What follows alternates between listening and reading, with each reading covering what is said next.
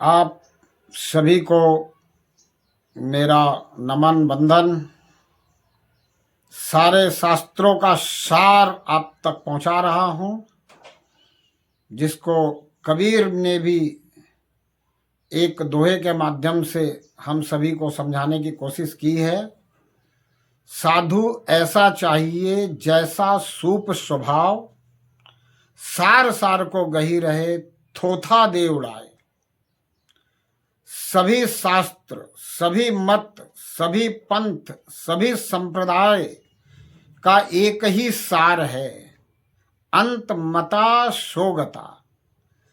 अंत में मति अगर सृष्टिकर्ता में रहे तो गति भी सृष्टिकर्ता में हो जाएगी, और सृष्टिकर्ता में गति होने से फिर आवागमन से मुक्ति हो जाएगी।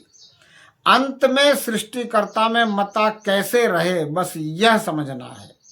चाहे अंत शरीर के सोते सोते हुए हो जाए, शरीर सोता है, मैं आत्मा शरीर सोते हुए भी सोती नहीं हूं, क्योंकि आत्मा न सोती है न जागती है।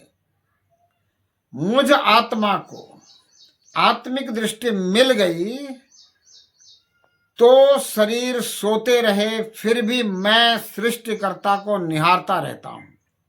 अब हर पल सृष्टिकर्ता मेरे सन्मुख है, सृष्टिकर्ता मेरे अंग संग है, और इसलिए मेरा सृष्टिकर्ता में विलीन होना निश्चित है, क्योंकि अंत समय में सृष्टिकर्ता में ही ध्यान रहने के कारण, चाहे शरीर सोते हुए ही मेरा अंत समय क्यों ना हो, अंत समय में सृष्टिकर्ता में ध्यान रहने के कारण सृष्टिकर्ता में विलीन होना निश्चित है।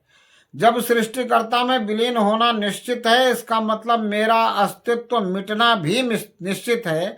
और जब मेरा अस्तित्व ही नहीं रहा, मेरा अस्तित्व ही मिट गया, मैं रहा ही नहीं, सृष्टिकर्ता था, सृष्टिकर्ता है और सृष्टिकर्ता ही रहेगा, तो मेरा आवागमन कैसा, यानी मुझे आवागमन से मुक्ति हो गई। बस जिसको आवागमन से मुक्ति की ललक है वह इस बात को समझ जाएगा और सृष्टिकर्ता से हर पल आत्मिक दृष्टि प्राप्त करने की प्रार्थना में लग जाएगा। शरीर सो जाने पर भी उसकी प्रार्थना चलती रहेगी, तभी बात बनेगी। और शरीर सो जाने पर भी प्रार्थना क्यों चलती रहेगी? क्योंकि वो अंदर से ललक है, तड़प है, जिसके कारण शरीर को सोते सोते भी वो प्रार्थना में डूबा हुआ है। प्रार्थना उसके अंदर से अपने आप निकल रही है, अपने आप हो रही है, तो शरीर के सो जाने के बाद भी वो प्रार्थना सतत चलती रहती है। और इसका पता तब चलता है जब शरीर पुनः जागता है, तो ये बुद्धि, ये दिमाग इंटीमेशन देता है, मस्तिष्क इंटीमेशन देता है स्वयं को कि ये प्रार्थना अंदर चल रही थी, ये करने वाले तुम थे। अब वो क्या करता है? वह किसी भी शरीरधारी को अपने और सृष्टिकर्ता के बीच में नहीं लेता है। वह सृष्टिकर्ता के अलावा और किसी भी शरीरधारी को अपना गुरु या अपना सहायक या अपना सहयोगी नहीं मानता है। वह यह मान करके चलता है कि सृष्टिकर्ता सर्वज्ञ है, तो मैं किसी अल्पज्ञ से क्यों जुड़ूं?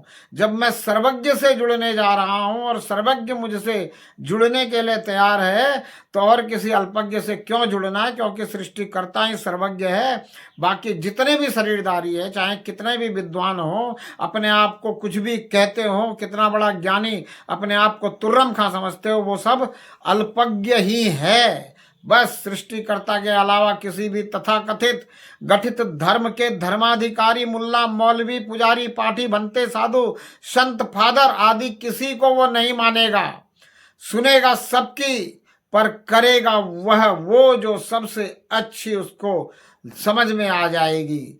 और जब वह सुन करके यह समझ जाता है कि मैं आत्मा हूं और मुझे इस सृष्टिकर्ता को निहारना है, और सृष्टिकर्ता ही ऐसा है जो मुझे ये दृष्टि दे सकता है, आत्मिक दृष्टि, जिससे मैं सृष्टिकर्ता को निहार सकता हूं, तो वो वाकई में आवागमन से अगर मुक्ति चाहता है तो फिर सृष्टिकर्ता के अलावा और किसी से नहीं जुड़ता है, सृष्टिकर्ता को ही अपना गुरु बना लेता है। और मैं अपना अनुभव आप सबसे ये साझा कर रहा हूँ और आप सबसे यही कह रहा हूँ कि इन सब लुटेरों से बचिए, इन सब लल्लू पंजुओं से बचिए।